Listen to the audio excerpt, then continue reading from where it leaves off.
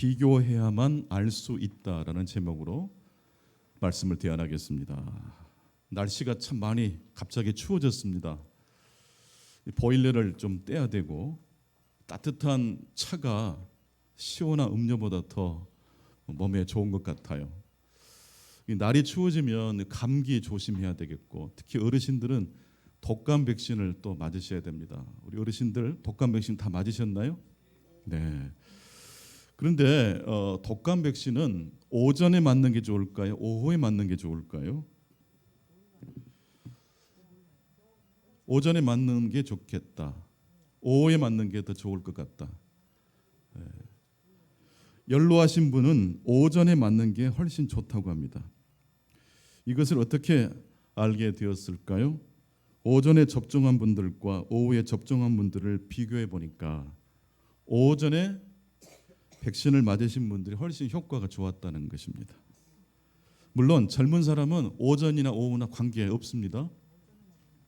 연로하신 분들은 독감 백신을 오전에 맞는 게 훨씬 좋습니다. 이것을 어떻게 알았다고 말씀을 제가 드렸던가요? 오전에 맞으신 분과 오후에 맞으신 분을 비교해 봤기 때문입니다.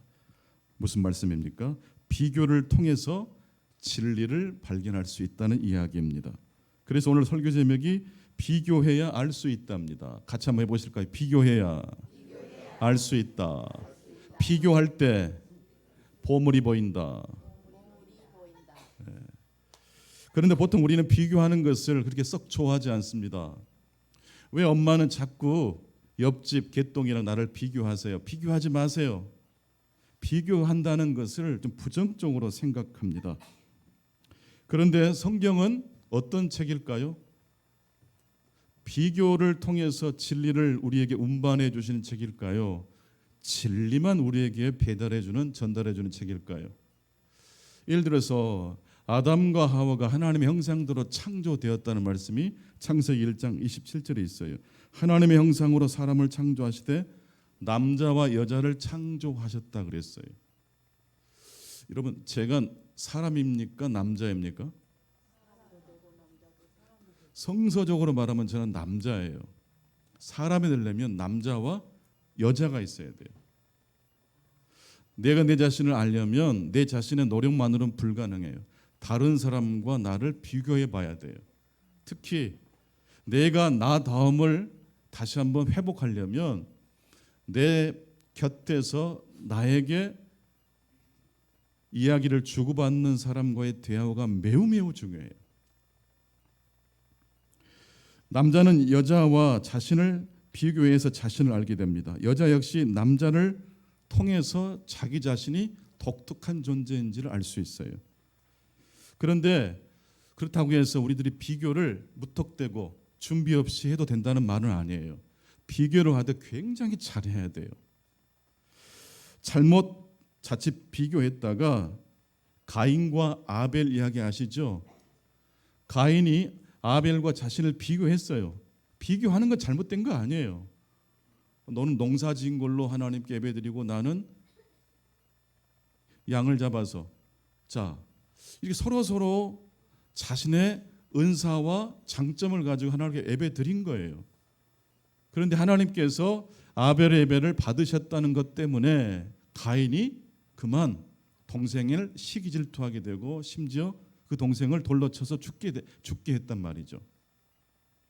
비교를 통해서 내가 누구인지를 알았다면 더 좋았을 텐데, 비교하는 가운데 저 녀석은 나빠, 저 녀석만 없으면 내가 하나님께 사랑받을 텐데, 가치관을 집어넣은 순간부터 동생이 아니에요. 적이 돼요. 그렇다면 가인과 아벨 이야기를 잘 읽으려면 어떻게 읽는 게 좋을까요?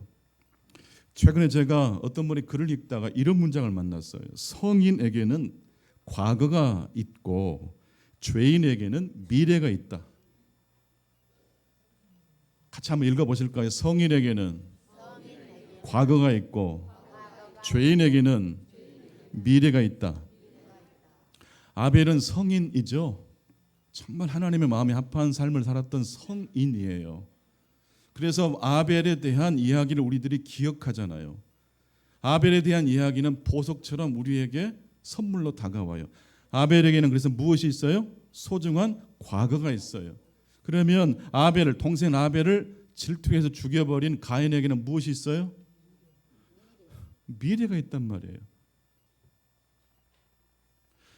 용서를 통해서, 회개를 통해서 더 나은 미래로 나아갈 수 있는 여지가 있어요, 없어요? 있어요. 그런데 이렇게 해석하지 않고 아벨은 하나님께 예배드린 게 응답받았고 가인의 예배는 거절당했대. 끝. 그렇게 해석할 수 있어요, 없어요? 굉장히 많아요. 성경의 이야기만 그렇게 해석하는 게 아니라 우리 일상의 텍스트, 우리 일상의 삶의 이야기도 그렇게 해석해요. 내 편인가, 내 편이 아닌가, 내 말을 공감해 줬는가, 내 말을 거절했는가. 너무 이분법으로 딱 잘라서 읽어버린다는 말씀이에요. 그래서 단순히 아벨이 옳고 가인이 틀렸어라는 해석을 성경에서만 하는 게 아니라 우리 일상에서 그렇게 해석할 수 있어요. 그렇게 해석하면 하나님은 우리에게 가인과 아벨을 비교할 때 비로소 보이는 하나님의 진리를 발견하지 못하게 된다는 뜻이에요. 그러다 우리가 비교할 때 무엇을 조심해야 할까요? 우리가 비교를 통해서 발견할 수 있는 진리는 무엇일까요? 오늘 이 아침 바로 이 주제를, 이 질문을 가지고 말씀을 상고해 보겠습니다. 첫 번째 말씀입니다. 비교를 하되 일단 가치 판단을 내리지 않고 비교할 수 있어야 됩니다. 판단을 유보하고 비교하라는 거예요. 맞고 틀리고 내 편이고 내 편이 아니고를 잠깐 유보하고, 이 사람은 이렇게 생각했구나, 저 사람은 저렇게 판단했구나, 그냥 비교해 보자는 거예요. 그 사람의 말은 이런 말이었고 저 사람의 말은 저렇게 말을 하고 있구나. 가치 판단을 어떻게 하고요? 하지 않고 그 사람은 이렇게 말하고 저 사람은 저렇게 말하구나, 그 사람의 특징은 이렇고 저 사람의 특징은 저렇구나. 그렇게 비교할 때에 하나님의 진리가 발견될 수 있다는 뜻입니다. 두 딸을 키우고 있는 어느 어머니의 이야기입니다. 하나를 키울 땐 모르겠는데 둘을 키우니까 비교하지 않을 수 없게 되더랍니다. 두 아이가 달라도 너무 달랐어요. 어머니 역시 두 아이의 다른 점에 즉각적으로 반응을 하게 되었습니다. 두 아이 중 한 아이를 더 편애하고 다른 아이를 차별 대우하게 되더라는 말씀이에요. 이게 너무 아픈 이야기인데 이 어머니가 좀 지혜로운 어머니였어요. 그냥 일단 이것을 인정하자. 두 아이가 다르다는 걸 인정하고 두 아이에 대한 나의 반응도 약간 차별이 있다는 걸 인정해 버리자. 그렇게 하고 그런 이야기들을 두 딸과 이야기를 한 거예요. 너는 이래, 또 너는 이렇고, 거기에 대해서 엄마가 이렇게 반응한 거 사실이야. 아예 정면 돌파해서 자녀들과 대화를 했는데 아이들이 너무 달라도 달랐고 그 다른 아이들 때문에 어머니 역시 다른 반응을 했다는 이야기를 솔직하게 이야기하면서, 그러다 보니까 관계가 좋아졌어요. 그 두 딸을 더 자세히 살펴보게 되더랍니다. 그렇게 보니까 첫째 아이가 항상 엄마의 사랑을 받게 된 이유를 발견했어요. 첫째 아이는 항상 자기가 원하는 것부터 선택하지 않고 다른 사람이 나를 어떻게 보고 지금 어떤 환경에서 이 상황이 펼쳐지는지를 본대요. 아마 예배당에 들어오신 분 중에도 자기가 앉을 자리를 그냥 곧장 향해서 돌진하신 분이 계시고 일단 쓱 전체를 싹 돌아보신 다음에 자기 자리를 찾아가시는 분이 계실 거예요. 이게 첫째와 둘째의 차이예요. 둘째는요, 일단 다른 사람을 생각하지를 않는데 내가 좋아하는 것부터 고른대요. 결정을 빨리 해요. 저도 어렸을 때 제 동생과 반찬 때문에 싸운 적이 있어요. 그러니까 저는 이제 반찬 아껴서 먹으려고 막 해놨는데 이 둘째 소가지 없는 제 동생이 뭘 알겠어요? 제가 아껴놓은 반찬을 집어서 먹어버린 거예요. 이미 뱃속에 들어가 버렸어요. 그러니까 제가 막 화가 나가지고 막 어쩔 줄 몰라는 이야기를 저희 부모님이 해주시더라고요. 첫째는 막 맥락을 살펴봐요. 주변도 보고. 둘째는요, 일단 자기 좋아하는 것을 곧장 돌진해요. 그래서 첫째가 엄마 입장에서는 더 이뻤대요. 그런데 좀 더 깊이 들어가 보니까 둘째가 매력이 있더래요. 둘째가 이기적인 것 같이 보여도 일단 뭔가 자기에게 마음에 든 것이 작은 거라도 딱 쥐어지면 그 다음부터서는 굉장히 너그럽게 한대요. 근데 첫째는요, 다른 사람을 생각하면서 선택을 신중하게 하는데 그것 때문에 상당히 상황을 복잡하게 만들 때도 있어요, 없어요? 있어요. 처음에는 첫째가 내 마음에 합한 줄 알았는데 지내놓고 보니까 더 자세히 보니까 둘째도 매력이 있더라는 거예요. 그러면 이 이야기의 결론이 뭡니까? 첫째가 낫다는 게 둘째가 낫다는 거예요. 둘 다 그냥 그대로 생겨 먹은 거예요. 맞고 틀리고가 아니란 뜻이에요. 그냥 달라요. 가인과 아벨은 가인이 아벨을 죽이기 전에 두 사람은요, 어떤 존재예요? 그냥 다른 존재예요. 그리고 그런 이야기를 두 자녀와 어머니가 꾸준히 이야기를 나누고 대화를 했더니 이 아이들이 10대가 되더니 진짜 잘 자라더래요. 자기가 어떤 스타일한 걸 알고 나니까 다른 사람이 어떤 스타일인지를 면밀히 따져보게 되고, 그래서 급하게 행동하지 않고 자기의 결대로 자기 자신이 생겨본 걸 인정하고 나니까 다른 사람의 스타일도 어떻게 돼요? 맞고 틀리고 아니요, 그렇게 인정하고 사회생활을 하다 보니까 친구들에게 인기가 좋아요. 혹 선생님이 좀 고약한 선생님을 만날 때 있잖아요. 그럴 때도 억울해하지 않는데요. 아, 선생님은 이런 스타일이시구나. 이 경험을 바탕으로 이 두 자녀가 사회생활하는데 얼마나 큰 유익을 얻었는지, 그 어머니가 쓴 글을 제가 읽고 아, 이거구나, 그런 생각을 했습니다. 같이 판단을 하지 않고 비교할 때 놀라운 축복이 임한다는 말씀입니다. 판단을 내려놓으세요. 너는 왜 그 모양이니? 판단 내려놓으세요. 첫째는 그렇게 스타일이 생겼고 둘째는 또 둘째 나름대로 기질이 그런 거예요. 누가 옳고 누가 틀린 게 아니에요. 그냥 다른 거예요. 신앙생활은 사실 하나님 사랑과 이웃 사랑 아닙니까? 관계 맺는 거예요. 어떻게 하나님과 관계를 잘 맺고 이웃과 관계를 잘 맺을 수 있을까요? 자기 자신과 먼저 관계를 잘 맺는 사람이 되어야 돼요. 자기 자신과 관계를 잘 맺지 못한 사람들이 다른 사람과 관계를 맺는 건 어려워요. 그러니까 홀로 있는 시간을 잘 지낼 줄 아는 사람이 다른 사람과도 잘 지내는 거예요. 성도 여러분, 여러분은 하나님과 이웃과 잘 지내고 계십니까? 가치 판단을 잠시 내려놓고 여러분 자신과 여러분의 가족들과의 사이에서 여러분의 관계를 한번 다시 봐보세요. 맞고 틀리고라는 가치 판단을 유보하면 비교를 통해서 아, 이래서 내 동생은, 내 형님은 이렇게 행동하는 거구나 이해할 수 있게 돼요. 사람을 이해하게 된다는 것, 하나님을 깊이 이해하게 된다는 뜻입니다. 난 여러분들이 여러분 자신을 더 깊이 이해하실 수 있기를 축원합니다. 더 나아가서 여러분과 다른 사람들과의 만남에서 소통의 복을 누리실 수 있기 바랍니다. 그게 바로 하나님과의 관계까지 이어질 줄로 믿습니다. 오늘 신약의 본문을 보니까 지금까지 바울 사도의 인생 여정과 좀 다른 패턴으로 진행되는 걸 볼 수 있어요. 지금까지 바울 사도는 회심한 이후에 계속해서 전진과 전진이었어요. 하나님의 미션을 붙잡고 땅끝까지 복음을 증거하는 사명자, 이방인의 사도로서의 그 사명을 위해서 계속 어떻게 했다고요?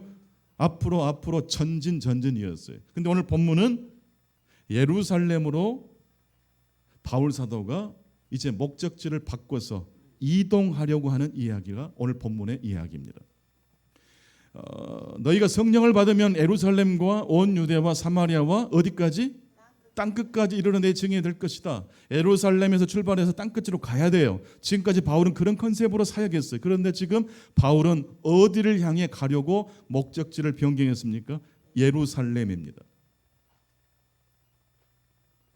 여러분, 전진이 좋을까요? 후퇴가 좋을까요?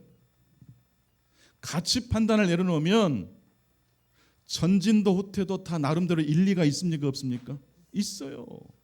근데 너무 미션 하나님의 성령만 중심으로 생각하면 전진하는 것만 옳다고 착각할 수 있어요. 여행을 떠나는 목적은 집에 돌아오기 위함이에요. 결국 집으로 못 돌아오면 큰일 나요. 집으로 돌아올 것을 이 여행을 합니까?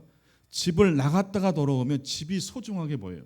그리고 달라진 나의 시각과 시선을 통해서 내가 하던 일을 더 열심히 잘하게 돼요. 바울 사도는 지금 전진이 아닌 후퇴를 하고 있습니다. 왜냐하면 예루살렘에 가야 될 이유가 있기 때문에 그렇습니다.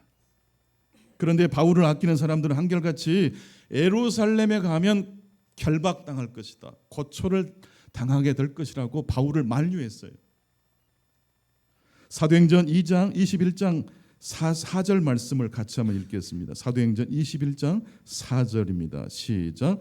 제자들을 찾아 거기서 이레를 머물렀더니 그 제자들이 성령의 감동으로 바울더러 예루살렘에 들어가지 말라 하더라. 제자들이 성령의 감동을 받고 바울 사도더러 예루살렘에 가지 말라고 한 거예요. 거기 가면 결박당하고 고초를 겪게 된다는 뜻이에요. 그렇다면 바울이 예루살렘으로 가는 것이 좋을까요? 아니면 예루살렘을 가지 않고 곧장 로마를 갔다가 땅끝이라고 그 당시 이야기됐던 스페인으로 가는 게 좋을까요? 가치 판단을 먼저 우선순위로 놓고 보면 로마로 갔다가 스페인으로 가는 게 좋겠지만 성령 행전인 사도행전은 또한 성령이 먼저 가시고 사도들은 언제나 어떻게 간다고요? 뒤따라가요. 그래서 사도행전은 다른 말로 뒷북행전이라고 그랬어요. 그렇다면 하나님의 분명한 말씀, 예언이 우리들에게 다가올 때 그 말씀을 가치 판단 내리지 않고 그냥 무조건 옳은 것으로 여기고 하나님의 말씀을 들으면 어떤 일이 벌어질까요? 두 번째 메시지입니다. 옳은 것도 가치 판단을 내리고 보면 무엇이 보일까요? 여러분, 바울 사도에게 많은 제자들이, 성령 받은 사람들이 예루살렘으로 가라고 그랬습니까? 가지 말라고 그랬습니까? 가지 말았으면 좋겠다고 말해서 그것은 성령에 감동돼서 하나님이 주신 예언이었어요. 이건 옳은 겁니까? 틀린 겁니까? 옳은 거예요. 하지만 옳은 것일지라도 가치 판단을 내리고 그 옳은 것을 읽고 해석하면 무엇이 보인다고요? 절망이 보여요.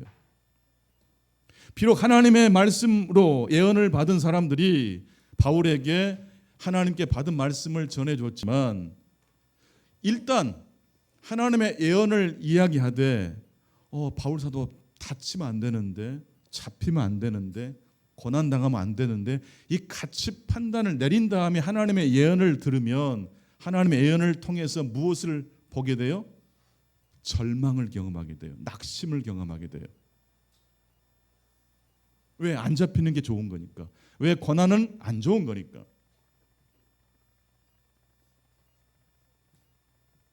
그렇게 해서 바울 사도가 지금 밀레도를 떠나서 두로를 거쳐서 가이사랴까지 도착을 했어요. 그러니까 중간중간에 만났던 그 도시에서 바울의 제자들이 만류를 했어요. 그래도 바울은 다 뿌리치고 점점 어디를 향해 가고 있어요? 예루살렘을 향해 가고 있어요. 두로와 시도는 예수님이 설교했던 지역이기도 해요. 가이사랴에서 예수님께서 제자들을 향해서 사람들이 나를 누구라고 하느냐. 그때 베드로가 주는 그리스도시요 살아계신 하나님의 아들이라고 했던 곳이 가이사랴예요. 점점 어디를 향해 가고 있어요? 예루살렘이에요. 바울은 참 이상한 사람 같지 않아요? 하나님의 예언은 예루살렘에 가면, 도착하면 잡힌다, 고초를 겪는다는데 바울은 계속해서 가고 있어요. 자신의 목숨이 귀하지 않아서가 아니에요. 하나님이 바울을 아끼지 않아서 그런 엄청난 곳으로, 고난에 있는 곳으로 밀어붙이는 거 아니에요. 바울은 예루살렘에 가야 될 이유가 있어요. 사명이 있어요. 동시에 하나님은 그런 바울을 아끼고 사랑하십니까? 미워하십니까? 사랑하시죠. 가야 될 이유도 있고 사랑하는 사도를 하나님은 보호해 주셔야 될 책임도 있어요. 이 두 가지가 지금 충돌하는 장면이 오늘 본문이에요. 이럴 수도 없고 저럴 수도 없는 때가 우리 삶에도 종종 펼쳐지지 않습니까? 자, 이런 와중에 가이사라에 도착한 바울 사도, 이 바울 사도가 빌립이라는 한 전도자의 집에 유숙하게 돼요. 빌립은 7 집사 중에 한 명이고 그 빌립에게는 4명의 딸이 있었는데 이 처녀 딸 4명이 예언을 했대요. 그러니까 신실한 하나님의 종들이에요. 그런데 예언을 했던 이 4명의 딸이 바울에게 직접 예언을 한 장면은 없고 유대에서 건너온 아가보라는 사람이 바울의 띠를 자기 수족에 메어놓고 이렇게 띠에 매인 이 사람이 예루살렘에 도착하면 이런 묶임과 고난을 겪게 될 것이라고 단순히 언어로만 예언한 게 아니라 퍼포먼스를 보여준 거예요. 그래서 모든 사람들이 바울에게 예루살렘으로 올라가지 말라고 권했어요. 거기 가면 고통이 있으니까, 거기 가면 고난이 찾아오니까. 하지만 여러분, 하나님의 예언이 맞아요, 틀려요? 맞다니까요. 예루살렘에 도착한 바울은 잡혀요. 고초를 겪고 고난을 겪어요. 하지만 여러분, 하나님의 예언일지라도 그것이 분명히 맞는 예언일지라도 고정될까요? 고정되지 않을까요? 이 세상의 모든 것은 고정된 건 없어요. 제가 지금 고정되어 있나요? 저는 늙고 있는 중입니다. 살아있다는 것은 늙고 있다는 거예요. 늙는 것도 이게 살아있다는 증거예요. 살아있는 존재만 변화되는 거예요. 늙는 것도 변화예요. 젊음으로 돌아가는 것만 변화가 아니에요. 운동하는 것도 그 사람은 살아있다는 증거예요. 웃는 것도 감사하는 것도 그 사람의 살아있음의 증거예요. 이 세상에 존재하는 모든 것은 어디에 위치하기 때문일까요? 과거와 미래 사이에 존재하기 때문이에요. 가인도, 죄를 범한 가인도 어디에 위치합니까? 과거와 미래 사이에 위치하기 때문에 과거만 매여 있다면 가인은 그냥 죽어야 돼요. 살인자 끝. 그런 가인에게도 하나님은 과거로 묵지 않고 미래로 향해 나가도록 역사하였지 않습니까? 그래서 가인을 살려주시는 하나님. 이게 얼마나 위대한 말씀인지 몰라요. 지선아 사랑해라는 그 책을 쓰신 이지선 교수, 수요일날 제가 간증 이야기를 좀 했는데 조금 업그레이드 될 거니까 실망하지 마시고 들으세요. 어느 날 이지선 교수님께서 이제 교회 집회 때마다 가셔서 간증을 하시는데 자꾸 자기도 모르게 사고를 당했다라는 표현을 자기도 모르게 쓰더래요. 그런 자기 자신이 보인 거예요. 그날 사고를 당했다, 사고를 당한 날, 당했다고 생각하니까요 과거에 매여 있더래요. 근데 사고를 만났다라고 말을 바꿨어요. 사고를 만났어요. 과거에 묶이지 않고 미래를 향해 나아가게 됐더래요. 그때부터 상처로부터 탈출하게 됐다는 고백을 합니다.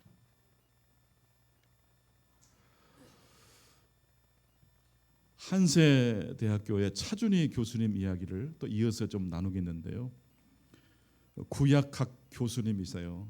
근데 이분이 8살 때 어머니랑 길을 걷다가 그만 어머니 손을 놓쳐버리고 길가로 뛰어들게 된 거예요. 뭐가 있었나 보지, 공이 보였던지. 그러다 그만 차에 부딪혀서 한쪽 다리를 절단하게 됐어요. 목사님이 신방에서 예배를 드리면 할렐루야인데 예배 끝나고 가시면 엄마는 그 아들을 붙잡고 야 너랑 나랑 죽자 그러시더래요. 이때 8살 꼬마가 엄마한테 그랬답니다. 엄마 여름에 반바지 안 입고 수영장 안 가면 되지 않아? 나 아직 나이도 어린데 왜 자꾸 죽자 그래? 그 차준희 교수님이 이제 공부를 다 마치시고 신학대 교수까지 되셨는데 이 교수님이 자기가 사고 난 곳으로 또 이사를 가셨어요. 그리고 딸들에게 사고 난 지점을 지나가면서 자꾸 여기가 아빠가 사고 난 곳이야, 사고 난 곳이야. 그러면서 그 사고 난 곳이라는 것을 부정적 의미로 이해하지 않으시고 이렇게 덧붙이셨대. 아빠가 사고 난 곳인데 사실 더 정확히 말하면 아빠가 살아난 곳이야. 저곳은 아빠가 사고 난 곳이면서 동시에 아빠가 살아난 곳이야. 성지로 소개한 거예요. 여러분의 상처는 영원함이 아니에요. 상처는 과거와 미래 사이에 있어요. 상처도 바뀔 수 있어요. 사고 난 곳이 무엇으로 바뀌었듯이 말입니까? 살아난 곳으로 바뀌었듯이 말입니다. 바울 사도에게 사람들이 예언을 합니다. 예루살렘 올라가지 마라. 거기 가면 다친다고. 한 가지만 해석하기 때문에 그래요.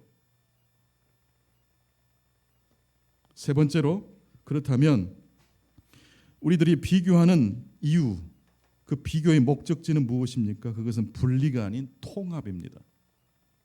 세 번째 메시지, 비교의 목적지는 분리가 아닌 무엇이라고요? 통합입니다. 왜 우리들이 비교합니까? 왜 가치 판단을 유보하고 비교합니까? 그 비교를 통해서 우리들이 도달하고자 하는 목적지는 분리가 아니라 통합이에요. 시편 23편에 하나님 여호와께서 차려주신 밥상이 나와요. 내 원수의 목전에서 내게 상을 차려주시고 기름으로 내 머리에 부으셨으니 내 잔이 넘치나이다. 이때 밥상은 어떤 밥상일까요? 원수의 목을 쳐주셔서 물리쳐 주신 밥상일까요? 하나님이 맛있는 밥을 차려주신 밥상일까요? 여러분, 어떤 사람을 흉보고 어떤 사람에 대해서 막 이야기하면 그 수다를 떠는 두 친구는 급속도로 친해지죠. 다 알아요, 저도. 근데 그 이야기가 우리에게 차려진 하나님 밥상일까요? 그 재미없어요. 반대급부로 우리에게 다가오는 기쁨은 가짜 기쁨이에요. 거품이에요.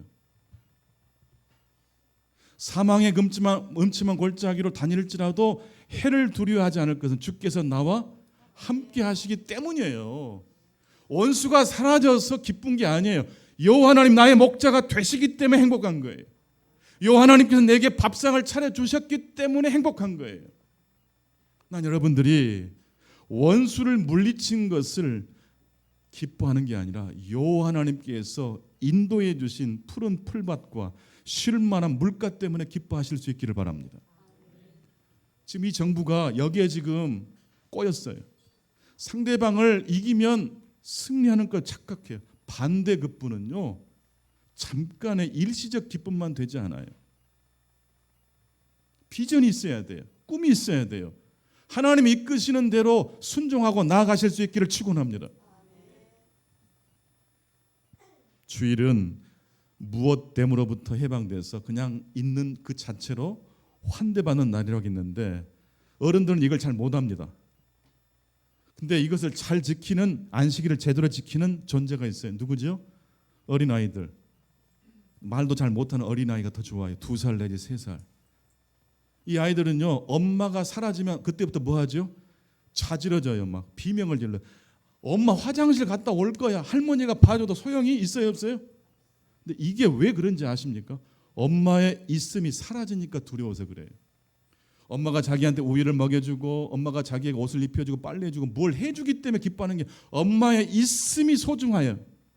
근데 엄마의 있음이 사라지니까 두려운 거예요. 그래서 우리 어른들은 어린 아이를 통해서 안식일의 정신을 배울 수 있어야 합니다. 오늘도 아마 우리 어린 아이들 패밀랜드 가면 그냥 좋아할 거예요. 별것이 아니어도 막 낄낄대고. 어른들은요, 별것이 있어야지 그때부터 웃어요. 엄청난 게 주어져야지 어른들은 그때 웃어요. 애들은요, 아이스 깨끼 하나만 줘도 그냥 자지러져요. 너무 좋아요. 행복해요. 여러분, 이걸 주일날 회복하실 수 있기를 축원합니다. 내일부터 좀 복잡해지더라도 오늘만큼은 그냥 있는 자체로 좀 늙으면 어때요? 아프면 좀 어때요? 속상한 일이 있으면 어때요? 바울 사도에게는 예루살렘에 가면 죽는다는 예언이 떨어져도 바울 사도는 가요, 안 가요? 가는 거예요. 바울의 소명과 하나님의 보호하심이 충돌하고 있습니다. 이때 바울은 자신의 안전을 선택하지 않고 하나님의 소명을 선택합니다. 그리고 이렇게 말을 합니다. 사도행전 21장 13절입니다. 같이 읽겠습니다. 사도행전 21장 13절 시작. 바울이 대답하되 여러분이 어찌하여 울어 내 마음을 상하게 하느냐. 나는 주 예수의 이름을 위하여 결박당할 뿐 아니라 예루살렘에서 죽을 것도 각오하였노라 하니. 사람들이 자꾸 만류하니까 바울의 마음이 속상해요. 이렇게 표현합니다. 바울이 어찌하여 울어 눈물을 흘려 내 마음을 상하게 하느냐. 바울의 마음이 속상해요. 원어의 뜻을 보니까 산산이 조각나다라는 뜻이에요. 그냥 속상한 게 아니에요. 마음이 산산이 조각났어요. 속상한 거예요. 그런데 이 언어의 의미는 두 번째 의미가 또 있어요. 마음이 산산이 조각나다라는 뜻만 있는 게 아니라 이 단어는요, 빨래할 때 사용되는 단어예요. 빨래할 때 방망이는 막 두드리면 언제까지 두드립니까? 빨래가 휘어질 때까지 두드리잖아. 휘어지다, 빨래해서 휘어지다라는 단어의 의미로 사용되기도 해요. 그러니까 제자들과 바울 사도 사이에 옥신각신, 가시면 안 됩니다. 죽습니다. 하나님의 예언입니다. 나 가야 돼. 주고받는 가운데 바울의 마음이 속상하기만 했습니까? 결국 빨래가 휘어지듯이 마음의 확정이 주어졌습니까? 빨래가 휘어지면 그때는 우리가 뭐라고 소리를 지르죠? 빨래 끝, 고민 끝, 갈등 끝이에요. 어떻게 이런 결단과 갈등이 제거됐나요? 비교를 통해서. 왜 저분들은 하나님의 성령의 예언을 받았지만 왜 처음부터서 판단을 하고 내가 죽을까 봐, 죽으면 안 되는 것처럼 판단을 내린 다음에 하나님의 예언을 나에게 들려줬을까? 속상하다. 그러나 바울은 그 사람의 이야기를 무찔러 버리는 게 아니라 그들의 이야기를 잘 참조해서 결국 어떻게 해요? 그럼에도 불구하고 나는 어디로 가겠다? 예루살렘으로 가겠다. 그래서 오늘 본문에 어디에 도착했어요? 예루살렘에 도착했어요. 말씀을 정리하겠습니다. 가치 판단을 유보하고 여러분의 자녀를 한번 다시 자세히 바라보실 수 있기 바랍니다. 너는 왜 이 모양이냐? 가치 판단 잠시 내려놓고 첫째 아이는 꼭 그렇게 행동해요. 둘째는요? 둘째답게 행동해요. 누가 더 낫고 맞고가 아니에요. 원래 그래요. 여러분 자신은 어떤 스타일이십니까? 하나님은 여러분을 있는 그대로 만나주기를 원하십니다. 두 번째로 아무리 옳은 것일다 할지라도 가치 판단을 내려버리고 보면 슬픔과 절망이 우리의 마음을 점령할 수 있습니다. 사고를 당했다고 하니까 이지성 교수님은 계속 트라우마에 사로잡혀 있어요. 어느 날 안 되겠다, 사고를 만났다라고 해석을 했더니 그때부터 상처로부터 결별하게 됐어요. 차준희 교수님은 사고 난 것을 어떻게 해석했어요? 살아난 것으로 이렇게 해석했더니 운명이 바뀌어요. 언제 어디서나 우리는 비교할 수밖에 없는 삶을 살아갑니다. 그런데 여러분, 비교하는 목적은 그 사람을 이기기 위함이 아니에요. 그 사람을 없애버리기 위함이 아니에요. 여호와 하나님을 만나는 목적으로 삼게 되시길 바랍니다. 하나님은 이것과 저것을 통해서 우리를 푸른 풀밭으로 인도하시는 하나님이신 줄로 믿습니다. 기도하겠습니다. 고마우신 하나님, 이 좋은 계절에 또 이 하나님의 귀한 말씀을 통해서 우리에게 들려주신 하나님의 음성을 저희들이 믿음으로 받습니다.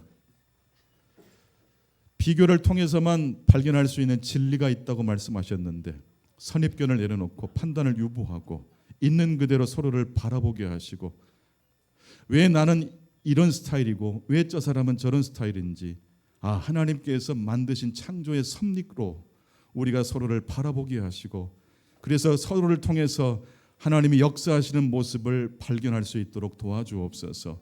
상처를 뛰어넘을 수 있는 충곡의 모든 성도들 되게 해 주옵소서.